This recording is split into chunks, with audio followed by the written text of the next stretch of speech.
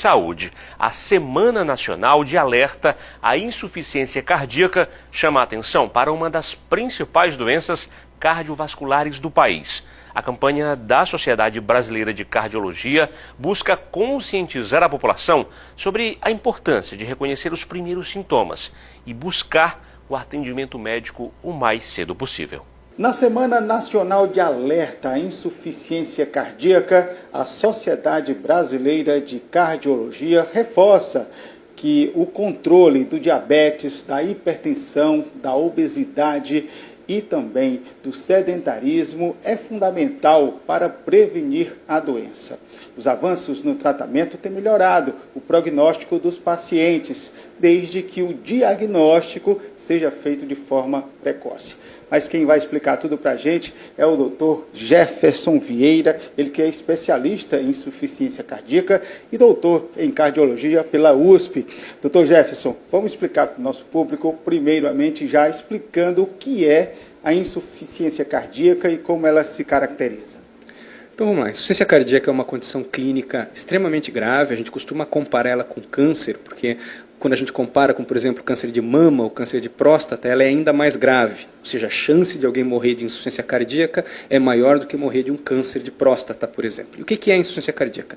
É uma condição na qual o coração não dá conta de bombear como deveria, o pessoal costuma chamar de coração fraco ou coração crescido, ou quando o coração consegue bombear, ele faz isso a custas de altas pressões de enchimento. O que isso quer dizer? É o chamado coração endurecido. Ele consegue bombear, mas ele não consegue relaxar como deveria. Quais são os principais sintomas e assim, quando é que uma falta de ar, enfim, assim, um cansaço, ele já acende o alerta de um sinal que é uma possível insuficiência cardíaca?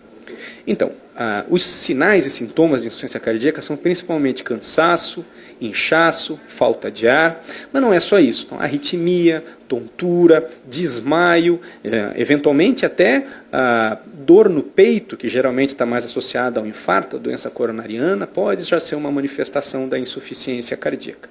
Conforme o coração vai perdendo a capacidade de bombear, o líquido vai sendo retido. Então você vai reter líquido no pulmão, você vai ter falta de ar, você vai reter líquido na perna, você vai ter inchaço, tira a meia, fica a marca.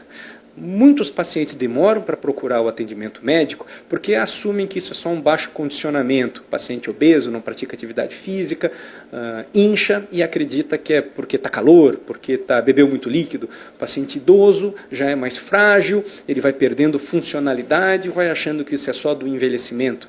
E o diagnóstico às vezes demora muito para ser feito por conta disso, que as pessoas vão menosprezando o surgimento e a progressão dos sintomas. O que é que leva então o coração ficar dessa maneira que o senhor está falando? Existem várias causas, a gente chama de etiologias para a insuficiência cardíaca. A doença isquêmica é muito comum, então o infarto, a gente fala que o infarto é uma fábrica de insuficiência cardíaca, porque antigamente as pessoas morriam por infarto. Hoje o tratamento do infarto evoluiu tanto, angioplastia, ponte de safena, o próprio tratamento medicamentoso, que os pacientes sobrevivem ao infarto, mas evoluem com o enfraquecimento do coração.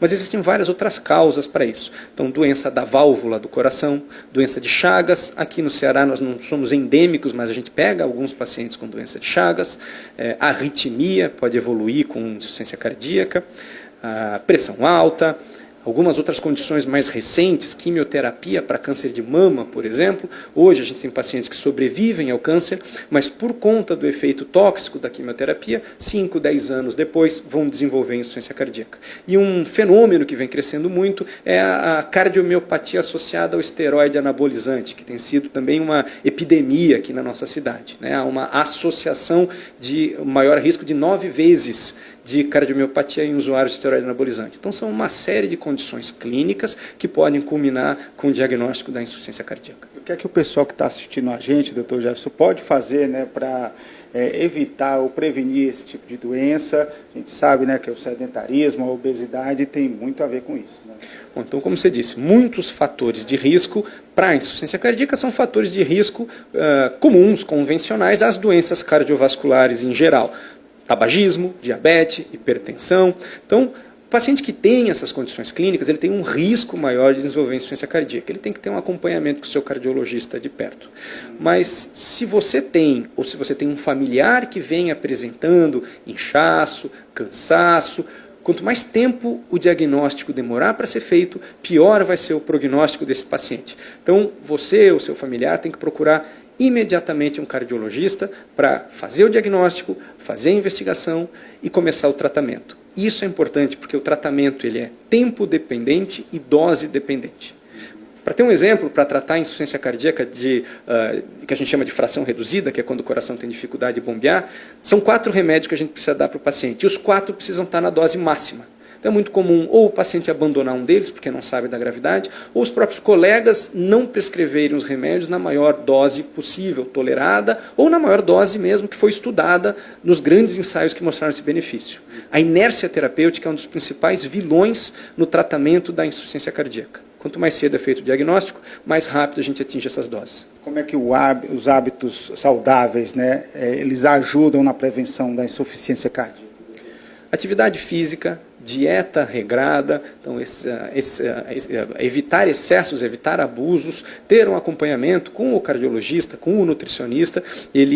Hoje a gente fala que existem aí os grandes pilares da qualidade de vida, é a prevenção primordial. A gente fala muito em prevenção primária, secundária, mas existe ainda uma outra fase que é a prevenção primordial, que é o quê? Qualidade de sono, glicemia controlada, colesterol controlado, atividade física regular, combate ao tabagismo, atividade física, sono, o que mais? São 8, a gente sempre acaba esquecendo algum. Mas esse acompanhamento e essa qualidade de vida adequada nos ajudam a ficar longe do risco. É isso, um alerta importante.